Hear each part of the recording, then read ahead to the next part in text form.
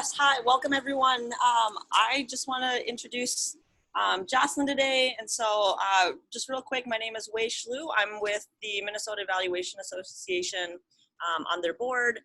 And Jocelyn's a friend of mine, so I'm really excited and honored to introduce her today. Every single training or event that I've been to where Jocelyn was hosting has been incredibly engaging and just very intentional. So I think we're gonna have an amazing workshop today where Jocelyn shows us how to connect and engage via online and electronically. So I'm gonna pass it over to Jocelyn. Thank you so much for hosting our webinar. Yeah, absolutely. Thank you. So as Ray said, my name is Jocelyn Wiedow. I work with Sprockets. So Sprockets is a network of out-of-school time organizations in St. Paul. And my work really is helping support organizations think about quality programming for young people and building our network by connecting and just sharing our individual knowledge with each other, which is really always very important. And we'll be doing some of that today as well.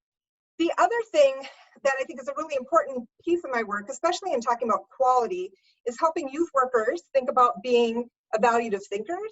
And so even though I don't consider, I guess I kind of consider myself an evaluator, that's not my main role, but is really hoping to make sure that all of the staff, specifically in youth work field for my work, think of themselves as evaluators, that they are using data and information to really tell a story and to make meaning of it and to make change because of it. And so I was really excited to be invited here today to be with all of you and know that even though I'm thinking specifically of the out of school time context, is that a lot of the practices that we do will be similar and some won't, but it's all about today is thinking about how do we take the work that we each individually know how to do and are experts at and translate that to a virtual setting. And so we will go ahead and get started now. All right, so we had, I'm gonna move this over. Before we get started, I do want to make a couple of acknowledgements. So I am standing, as I'm sure many of you are as well, on the ancestral lands of the Dakota and the Anishinaabe people. And so we know that it's important to acknowledge that and pay our respects to elders, both in the past and the present. If you're another part of the country or an area that wants to honor other folks, I encourage you to put that in the chat as well. So every community owes its existence and its vitality to the generations from around the world who contribute their hopes and dreams and energies to make history that led to this moment. Some were brought here against their will, and some were drawn to leave their distant homes in hope of a better life. And some have lived on this land for more generations than can be counted. And the truth and acknowledgement are critical to building mutual respect and connection across all barriers of heritage and difference. We begin this effort to acknowledge what has been buried by honoring the truth and the many legacies of violence, displacement, migration, and settlement that bring us together here today. So that also brings up to some other things that we need to acknowledge. The murder of George Floyd, truth and acknowledgement, again, of generations of violence, inequity, and injustice are being heard and understood more and more by more individuals. And finally, all of this is happening in a time of a global pandemic. You'll notice I've had to update the numbers since I originally had created this slide because it continues to grow. And with that, there's a lot of different emotions or things that people are experiencing and feeling. So fear, uncertainty, and disconnection. And so it's really important to acknowledge these things as we come together with people, especially if it's new people or groups, to make sure we honor that fact that we're going to be spending the next hour and a half together, and we're going to be learning some really important and hopefully useful things. And there's all these other things that are also in our lives right now. And so I wanted to take a minute to acknowledge that. And that we'll continue to connect with individuals and groups that are living and doing the work to lift up the community and help lift up the truth. So let's take a minute to, gotta get out of here. We're gonna go to our Minty video and see if folks are answering that. What would you prioritize your learning objectives for today? I think that looks like the largest response of as a priority is ways to make virtual meetings engaging. So certainly we hope to do that.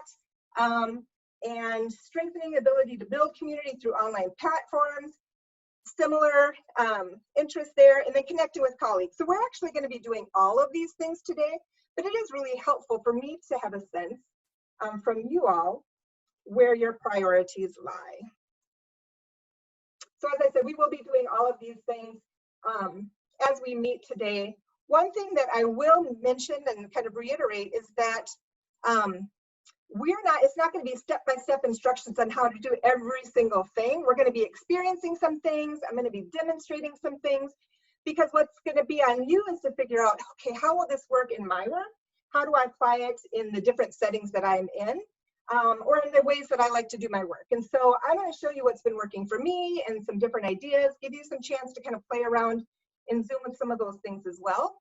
The other thing I would note is that when we think about community building, I don't always think about slides and PowerPoints as the best way to do that. Really, there's a lot of opportunities to connect individually, to be able to see everyone's faces. But for today's purposes and with this training, we are going to be relying heavily on slides. They will be available actually towards the end. I have a resource link I'll share with everybody that has the slide deck as well as other resources that I'll mention throughout today's session. And so I just wanted to acknowledge that it's not bad to have slides. It's helpful to have visual aids as well. But know that depending on your group, I wouldn't always recommend slides as the best way to go.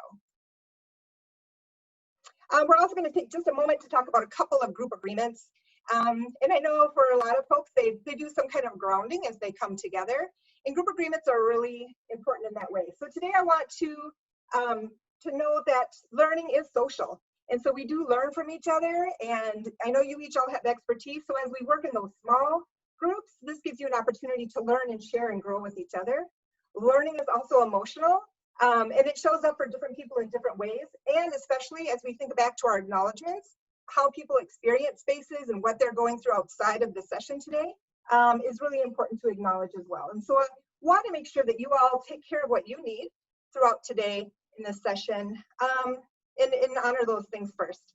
And last is that learning is cognitive, and we really hope to stay engaged and focused through today's session.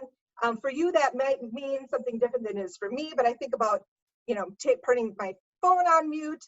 I closed out my email, just those distractions that I know sometimes interfere with me really being fully engaged into a session. And we also recognize that in various ways, because of life experiences, bias, racism, geography, all those things influence how we learn and connect with information. And so I want to acknowledge that as well. I would encourage if folks have additional things they want to add into the chat as examples of things that they would share to help them show up as the best learners they can. What I'll also acknowledge is that we didn't talk about in these group agreements that is helpful as people are thinking about their groups are some of the logistics. So for example, we will be using the chat today. So if you have questions, we have some folks that are monitoring the chat and will help with that. And that we'll have the raise hand feature, things of that nature. And so thinking about how do you manage the space so that everyone's voice is heard and that everyone feels acknowledged is an important agreement to make early on, especially when you think about the passion of your audience and kind of wanting to make sure that they're all heard as well. So that's going to get us into my little first demo that I was going to show you. So when we think about building community and connecting with people, we know that icebreakers are really important, and a lot of times we'll use different prompts. And we're not going to do this one today because of the size of our group, but I'm going to demo it really quick because I just think it's really cool. So dice breaker, right? So how you would normally use a dice, depending on where the dice lies, there's a different question prompt. Some people do this with M&Ms and what color M&M that you have, things of that nature.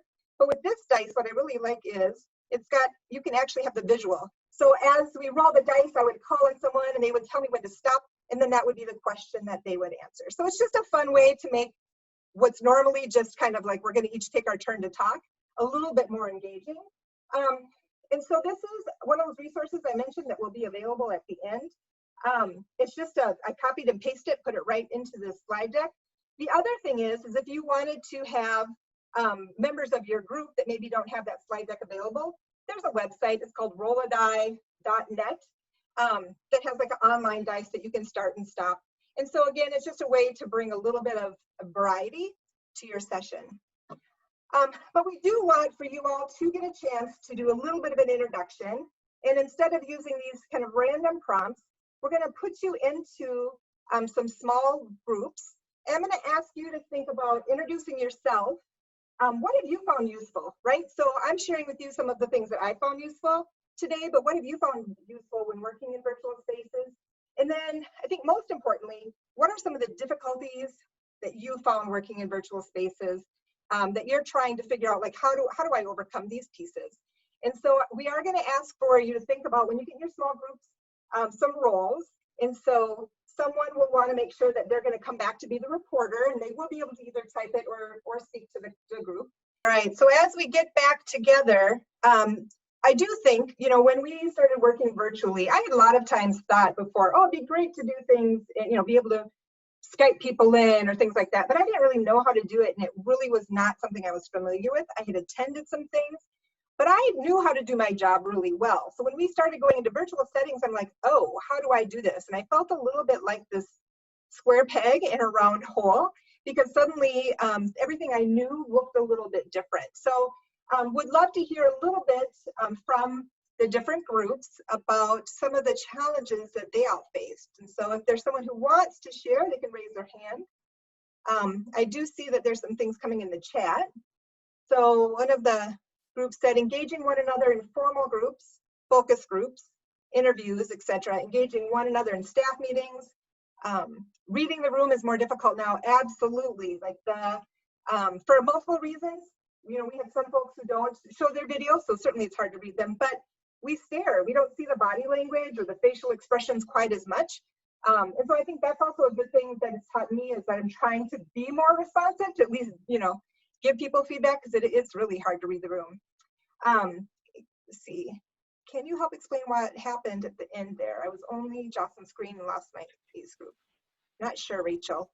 Happened at the end. Rachel got ricocheted out. I don't know what happened, but I was gonna say in our group, something else that was brought up was how just, even though Zoom is lovely and having these like Skype, what you were saying, but you need Wi-Fi connection. And there's a couple of us that work in rural communities, and a lot of these folks don't have Wi-Fi. And even one of the folks in our room is based in Wisconsin, like rural or Menominee, Wisconsin, and they're sitting outside the library to get the Wi-Fi they need because they don't have it at home. So that's been really hard, because I'm going to do focus groups coming up with some rural folks and figuring out how are we going to make this work, and community centers aren't open right now. So that's hard. That's a challenge. That is a huge barrier. And so it doesn't matter how engaging you make the session, if you can't help people get into it, that definitely is a challenge. And so later today, we're going to have an opportunity to start collecting different ideas and resources people may have. But that is a real barrier, and I don't think that there is a simple answer to it. And, you know, as we look to fall is going to become even more important, and as schools, you know, the decisions come out about how that's going to operate as well, for sure. The other thing I see is a question or statement in the chat was about platforms. Google Meet, Zoom are different, so always learning, and that is true. There's definitely some commonalities between the different platforms. Zoom is unique in that it has the opportunity for breakout rooms. One thing I know, that because I've been working with a group of young people this summer, and we are not able to use Zoom for other barriers. And we've been sharing Google links and then going off to different rooms and coming back. And so it's possible, but it does take a higher level of coordination to make that happen. Let's see, there's something sort of exhausting about a virtual platform, and viewing your own face has taken some getting used to. Yes, absolutely. That's the one thing I have to say. We're using Google Meets, and it actually doesn't show your own face. So it's weird today seeing myself, because it's been a couple weeks since I've had to do that. So any last thoughts? We know that there are challenges, and my hope is today that we'll be thinking of some creative ways to kind of overcome those challenges, and continue to think together about what we could do. Last one, people may have different stresses that we're not aware of because of what's going on in the world with COVID and the recent incident in Minneapolis.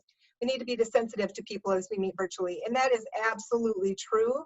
And I want to make sure that we always are thinking about and recognizing that, and the judgments that we have about why is someone coming in late, or why are they not showing their video, or all those things that like maybe seem not right to us, is that we can't assume that we know what folks are going through and why it is that they are kind of engaging in our space the way that they are. Yes, Molly, great advice. You can hide your self view so that you don't have to see yourself. So we're going to move on. I'll let you all continue to read the chat and connect with each other there as well. So, so again, as we're going through today, I'm thinking about all the things that I would do in a normal space and how do I change that and do that in virtual space. So thinking about, you know, I've got the thumb ball there. I don't know if any of you have done that before, but where you have that ball and you maybe, I don't actually have one that I bought with it printed, but things that I write on, and we would toss it to each other. Wherever their thumb lies is where the answer is. And so you can't toss a ball virtually, right? And so I actually have a ball that I've been tossing and then showing. So again, similar to the dice, when someone will say it's their name, I'll toss it and then show them, here's your question. So there's ways to continue to keep those things engaging. Post-it notes, flip chart paper, taking notes for small groups, working in small groups. Those are all things that I did on a daily basis and was trying to figure out how to do them in these virtual spaces. So we're gonna walk through a little bit of that here. So we're gonna do our first raise hands.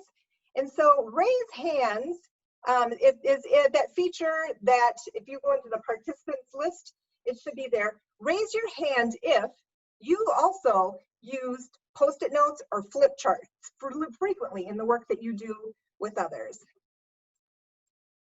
And if you don't have access to those icons, you can put raise hand in the chat and just put the words in. So raise your hand if you use Post-its or flip chart papers when you work in groups. We have quite a few hands that are there. It's hard to tell because I'm not sure if the other folks can't find their hands or if their answer is that they don't. But I'm going to show you one of the tricks that I've been using that I've really enjoyed being able to use Post-it notes in my work. So this was just my reminder screen to undo my screen to show you pinup. So you can, let's do a quick unraise of hands. So I think you can click your raise hand again to lower your hands if they're already up. But if you've used pinup, let's put it in the chat. Just say yes if you've ever seen or used pinup before. It's a free website. It's actually considered a bulletin board.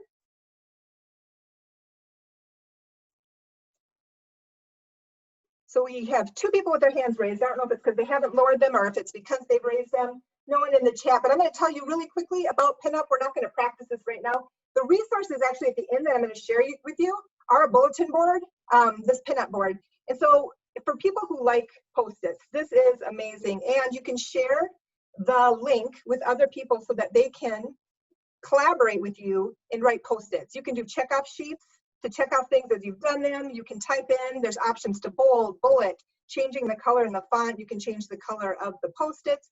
So for people who like to bring in some visual pieces and an opportunity for folks to collaborate ideas, this is one way. And you can make multiple of these boards. So I'm going to show you one example with a group of young people I've worked with this past week. Well, we've been working together 8 weeks, but we're only on week 3 now. But we were talking about they're going to be doing some communication and messaging out to the community around COVID. And so we had 3 different groups, and each group had these same instructions. They had to figure out who were going to have different roles within their group, hear the instructions for them to think about, and then they brainstormed on Post-its. And then we took the Post-its from the other groups, moved them all into one group so we could talk as all of our young people together about where we saw some commonalities, what kind of goals that we had for our project. And so it really made working collaboratively across groups really helpful for us. And then Jocelyn, there's a question. Can multiple people collaborate on the pinup in real time? Yes. And so to do that, and I'm just going to show a couple quick things, but one of the things to note is that this virtual engagement resource list is the one that you all are going to be getting. I have a little pinup demo. It's like a 4-minute of me kind of going over how to do it. And so encourage you to do that on your own as well. But yes, up here is, you can invite people to join. Oh no, that's exporting. Some of them, so you do need a, this is a free access.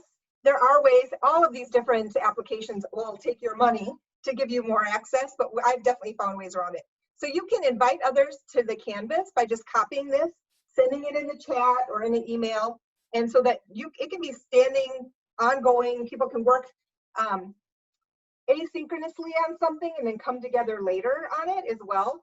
And it continues to go down, so you can move these and make it along. I mean, it's got a lot of room and space on here to do those things. I will say that it's unlocked, right? So if you want it to be public or editable, you would need to make sure that you change those so that other people can edit it. You do need to create an account to use it, but like I said, it doesn't cost anything. So that's a little bit about pinup. Again, I'll encourage you to check it out on your own, and I'll give you more information about how to do that as well as we go. All right, so our next, let's make sure everyone, it looks like we've got all of our icons are cleared. We're gonna do another quick poll. Now, with that last one, you'll know I wasn't really sure if people responded or not because it was either like an opt-in to raise your hand. So for this one, we're gonna be asking you questions about the annotation features for Whiteboard in Zoom. So think about how familiar are you with them. So you're gonna raise your hand if you're like, yes, I absolutely use the Whiteboard. I know how to use the annotation features in Zoom. You're gonna put yes if you're like, I know that there are annotation features, but I don't really use them. And then you're gonna put no if you're like, what? Annotation tools? I'm not sure what you're talking about. So I would like to invite everyone to go into your participant list where there are the little features that allow you to raise your hand or respond yes or no, and see if we can get a good response rate. Make sure everyone has an opportunity to give their feedback.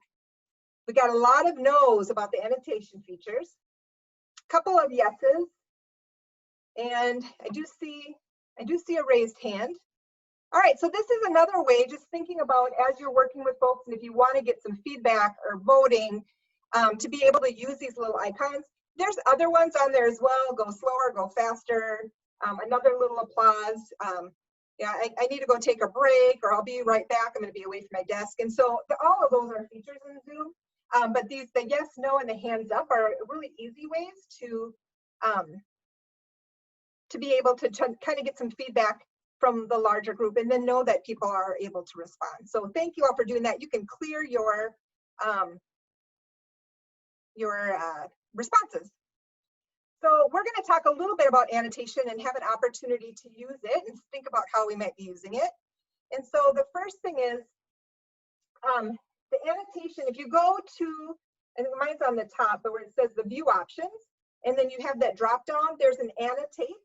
So you're going to click on that. And then you'll notice that then you should get an annotation bar that comes up with different kind of features.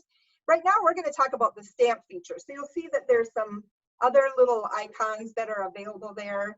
Arrows, when you push the arrow, it actually can have your name so that it can show kind of who's doing that. Sometimes when I use that one, the next person who uses it takes the one from before away. And so stamps, I know, just stay there. They're just little stamps, and they're erasers. So we're going to take a minute. I'm going to ask you all to find your annotation, go up into that option. And when you look at these 6 images, now this is a screen that I use when I'm doing things around data with youth workers, and I'll ask them, when you look at these pictures, what image best represents how you feel about data? So I'm going to ask you all, when you look at these pictures, which picture best represents, and then just put a little stamp on it from your annotation bar. So I see some stars on the butterflies, on the s'mores. I would also encourage you, once you do your stamp, put in the chat why. Why did you choose that image? So for example, when I look at images and I'm selecting images, I try to think about what are the different ways people may interpret the same image. So that dog, which there's some hearts on, that's Max. He has since passed away, but he's running into the water. And then, so it might be that he loves data so much that he's just plunging in, or he could be running away from it. Like, I hate data, I'm gonna run as fast as I can, right? And so there's these different reasons that people would interpret these images for whatever purposes that they have. And that's what I really like about using images as a way to have that discussion. Now with a large group, being able to use the annotation to kind of see the clusters and where people answering is helpful. With a smaller group, you can just talk about it and popcorn around, have each person share what it is that they're thinking about with that image as a way of introduction. Some of the ways that I've managed that, when you have a group that's small enough, everyone will put their name in the chat and not press send. And once they press send, that comes up with our list of the order we're gonna go in. Sometimes I'll say, when you're ready, put your name in and let's get our list together, and so that people can choose if they want to go first or wait a little longer. Or you can sometimes do popcorn with someone volunteers to go and then they popcorn it and call the next person's name.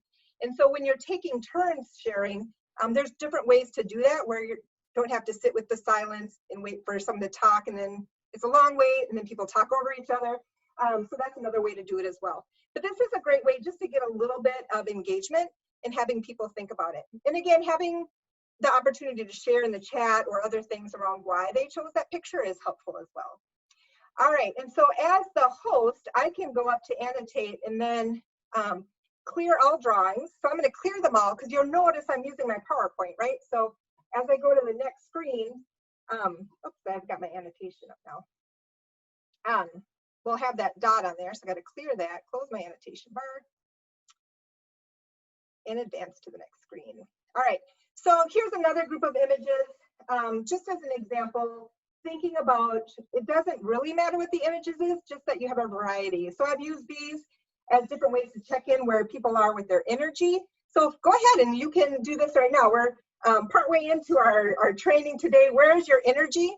Different pictures mean different things again. So that tiger could be like angry, ready to dive in, mad, or it could be really tired and they're just yawning. So it is just really an opportunity to kind of get a sense where people are. So we've used this at the beginning of a session, middle of a session, or the end of a session. We can also do this as a way to talk about how are you feeling about data today, or how are you feeling about this topic that we're talking about. So the one thing I would say is that making sure you think about royalty-free photos, depending on how you're using it. The ones before were all pictures of mine. These are all ones I found on the internet. And just again, some reminders about how to use it. But it's a fun way to just change up your everyday check-ins or reflection times. So I'm gonna go ahead again and clear the screen. And we are about, let's see what our time is at. We're at about halfway. So we are going to take a quick break. So we know that, oh, I didn't clear out. Let's see. Clear all drawings. Okay, we know that when we're meeting with folks, it's really important to also acknowledge that an hour and a half is a long time to meet in a virtual space. And so this is just going to be a short break, but we are going to take a break. And so let me get this up. It's about 3 minutes. You can have your video on, you can have your video off. I'm going to take this opportunity, which might be my only, to ever join The Roots, if you're familiar with Jimmy Fallon's band. And so I'm going to sing along and play along, but we have about 3 minutes. So if you need to go get some water, go check your mail, use the restroom, whatever you need to do, and we're going to meet back here in just about 3 minutes. All right, so we'll see you in a little bit.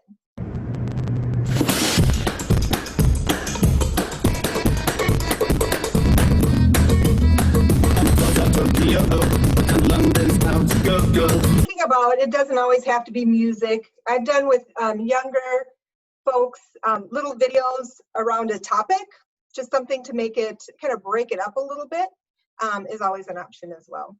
But having breaks, even if it's just music playing in the background, and thinking about, you know, not everybody, so I was being a little bit silly there, not everybody needs to do that, but who in your group or who are you meeting with?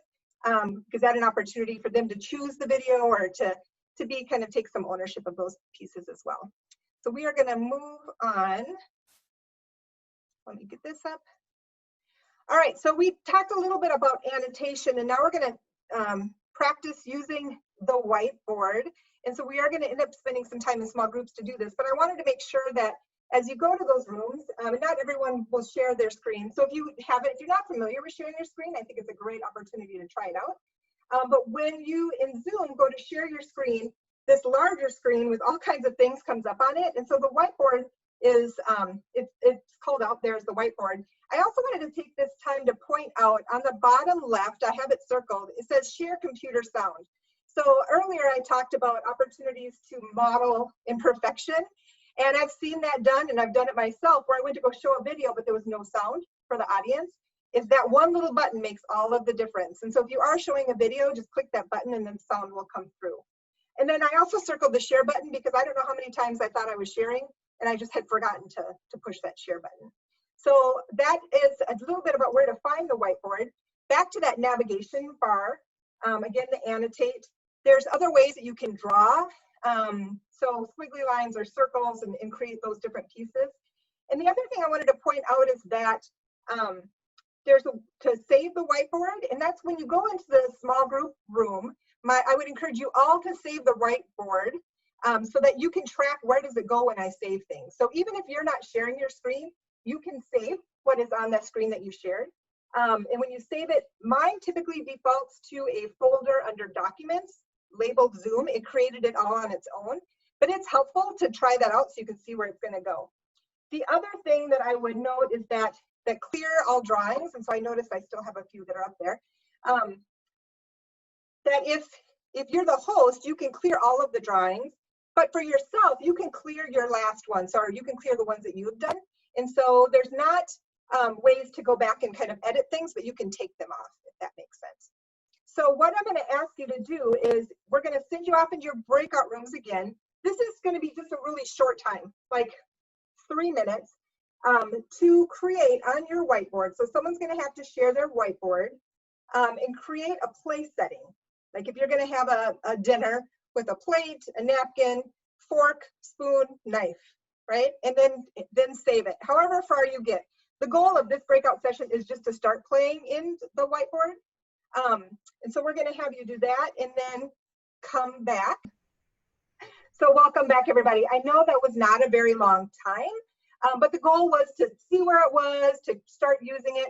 I will say that with the example I gave you on the screen are some prompts you potentially could use. So this would be an activity you could do as you're getting ready to plan a new project, like to see where are people at, what's on their plate currently, what do they want to take a stab at, what do they need some help with. And so just, again, one of those things that we would do in real person, but a way to make it a little bit just different and engaging and kind of fun. Did people get a chance to save the whiteboard images? And so I know I see Sarah, so you can. And so that's one of those things that if you didn't, and I'm sorry I didn't send a reminder, if you didn't save it, just practice sometime in Zoom. When you put that up, that save button, it'll save it automatically to, I think, your documents folder, and it creates its own folder for Zoom. And that's where all of my things automatically save when I save them. And so, you know, try it out. I would say that to me, the whiteboard is more about the process than the end product, right? Because it's not going to come out perfect and really clean, but as a process to engage people or to do some reflection or many other ways. There was another question earlier that I had a chance to look through the chat. It was about the Zoom account. So your breakout rooms, so I do have like the basic paid account, but in my personal free account, you can have them. The trick is you have to go into settings, into your main settings in your Zoom and activate the breakout rooms. And so that's the same with poll, like all of these features that they seem like they're super fancy are available. The difference with the non-paid account is just the limited time that I think it's like 40 minutes or something like that. And so, so breakout rooms are available, and Zoom has a lot of really easy, if you just do a quick Google search for Zoom how-to breakout rooms, they have a large library of quick, small videos that you can watch that help walk you through those things. Okay, and so talking about process versus product, Jamboard is another thing that I've been using lately. So again, this was my reminder so that I can show you in real time what our Jamboard looks like. Oh, I got to get rid of this too. We don't need another dance party. get rid of the pinup board. So right now I'm going to put in the chat, just because if you would like to, you're welcome. I created this one so people can go in there and play around. So this is Jamboard. It's a Google product. So if you've ever made a Google form, you've gone in there, you create a new form, you go to Google, and then you click like the more, and Google Forms at the top. At least that's in my Google. But if you go down, Jamboard is one of the options. And so I had never known about it. And it provides these different whiteboards. And so if we wanted to do a breakout, so here's just an example of what you've got: these pens and your markers, there's an eraser, you can put Post-its. This is unlike pinup in the fact that there's no editing in terms of the size or bullet points. They're just really basic comments. You can upload pictures from your own drive, or you can do things from the internet. And so some examples of how we might use this, like you could have us break into groups or individually go in and put a board on how do you take care of yourself right now. So when you're practicing, if you wanted to do that, yeah, I'll share my PowerPoint at the end. Yep. Am I sharing the screen right now? Yeah. Okay, good. So you can put images. So people, this is a way people could talk about, how am I taking care of myself right now? When we think of other activities we might normally do, this is a SOAR or like a SWOT analysis, having people use Post-it notes to take notes about where do they think that our strengths are, where are opportunities. Yeah, so that would be another thing to think of as well.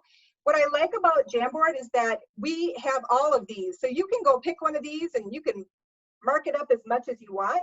So as a facilitator, I can say, hey, everybody, go and do this activity. We're going to connect back in a little bit. You have 15 minutes.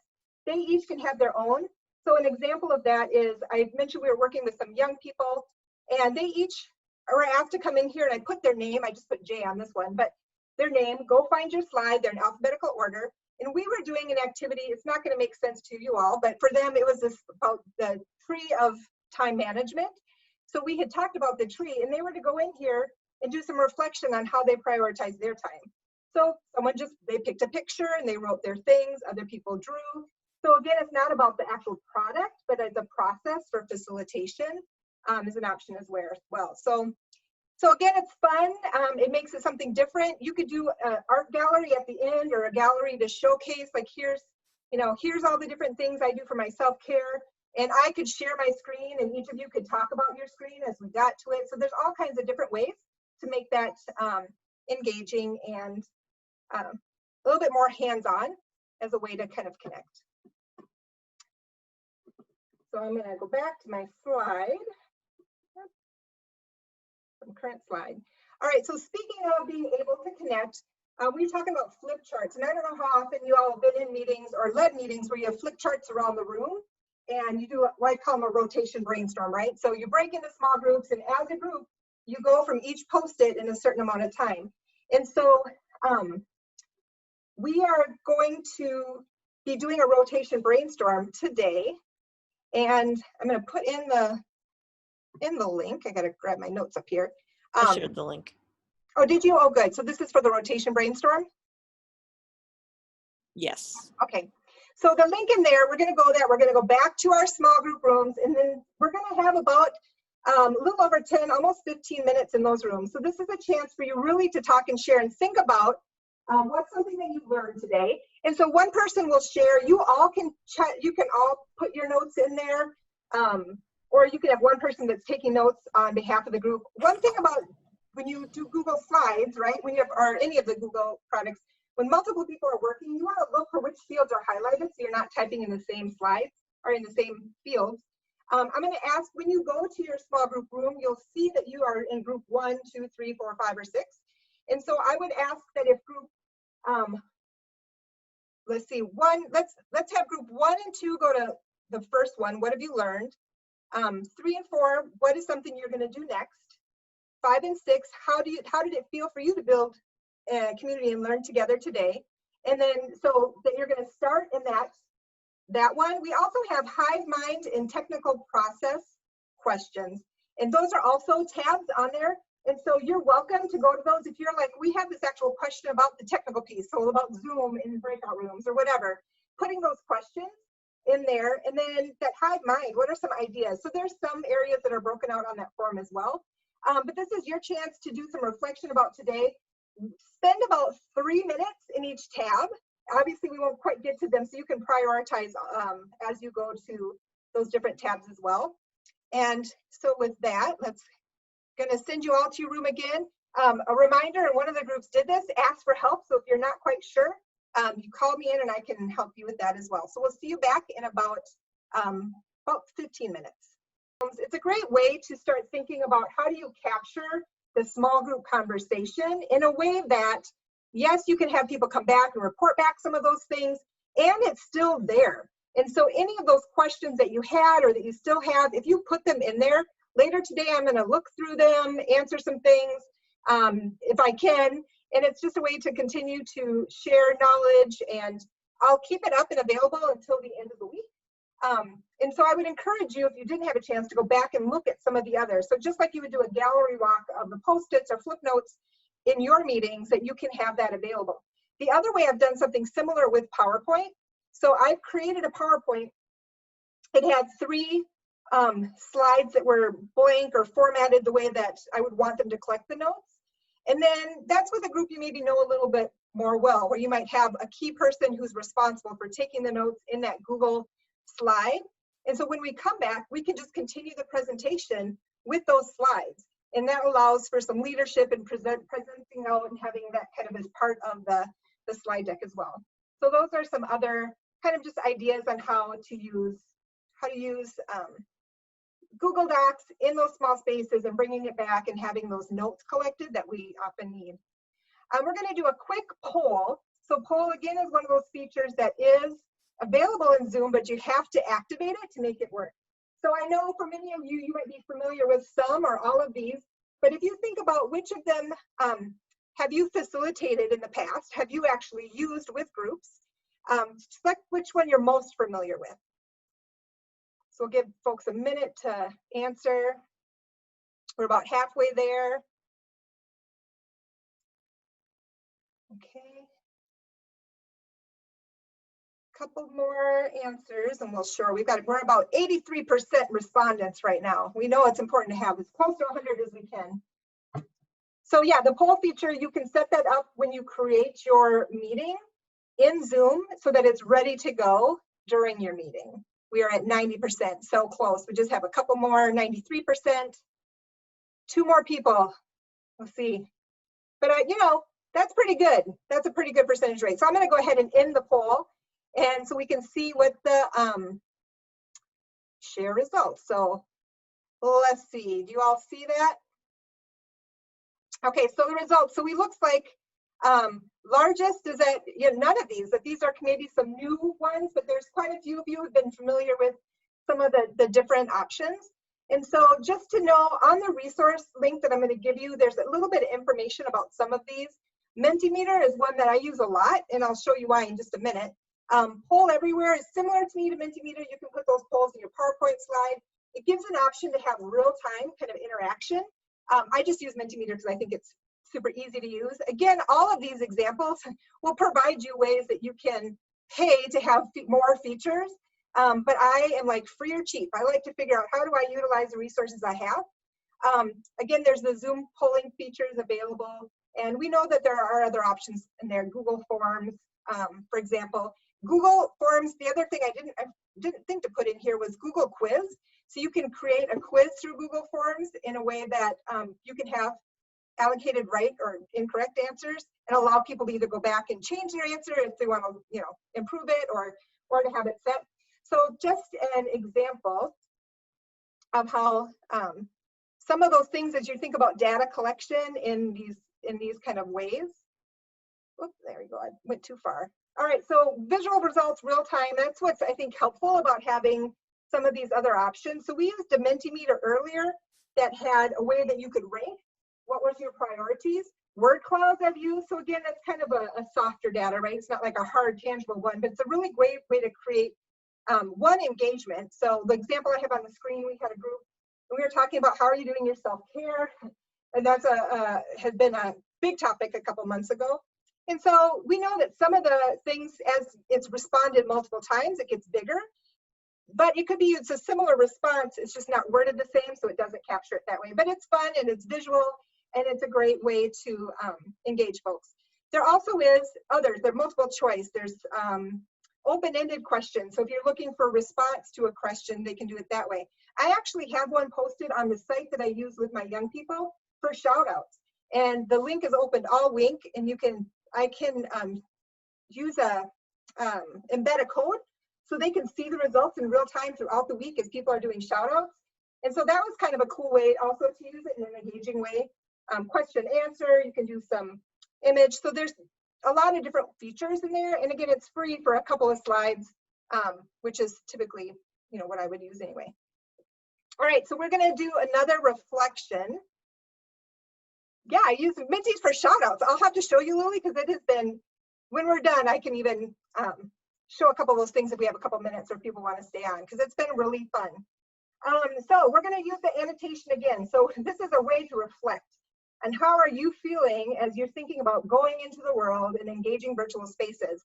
And so we've got our target area.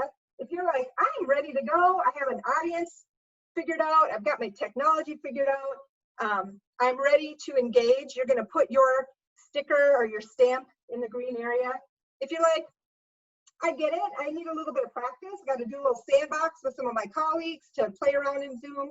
Or if you're like, whoa, no, I'm not ready, you're going to put yours in the red. So go ahead and open the annotation. This gives us a chance, again, it helps me see kind of where people are feeling. And we know that, again, depending on where you are, your experience in virtual spaces, kind of the work you're doing, it's going to be all over the place. But we got a couple that didn't even make, so there's some more work to do there. So that'll be where I think those resources will really come in handy as well. All right, just give a minute more.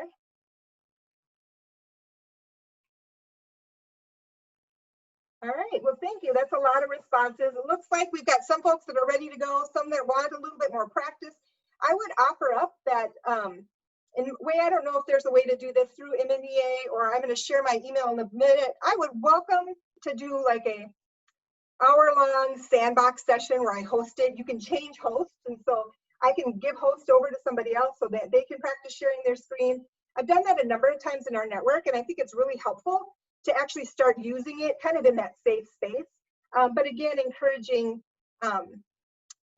folks to try it. And I will, let me just get these last slides and then I'll show you all what we're doing for our shout out board, because that's been a lot of fun. So I do want to let you know that I will take some questions. Good, we got some takers. Way, thank you. We'll get that set up. And the resources, oh, I forgot to clean up. That's right, we're gonna leave the hearts because it's beautiful. One other quick shout out on this post-it, some of the slides from today's slide deck, not all of them, was from SlidesGo, and that is a free downloadable slide decks that are engaging and visual, and there's a ton of them. It doesn't cost any money, and they have other icons, super editable. And so these ones with these layouts with the paper book, there's some other examples of them in the resources that we'll be sending out. And so I don't know, Wei, if you can send out that pinup, this pinup.com link. And actually, I think, and I can show it all to you as well. And then let me just put the last closing slide. So the Minnesota Evaluation Association, they're going to really appreciate your feedback because we know it's really important. And so look for that. I believe, Wei, does that come out through you all? We'll wait for her answer for that. But I'm going to stop the slide for a minute to show there were some questions about the shout outs. And so, I keep forgetting, all right, well, with that then I will be staying on the line for a little bit and encourage you all to just continue to try out these different features and share with other people as you come across resources that you find valuable, because if you find them valuable, other folks will as well. And so with that, and enjoy the rest of your day. Look for that evaluation in your email, and we hope to see you throughout the summer.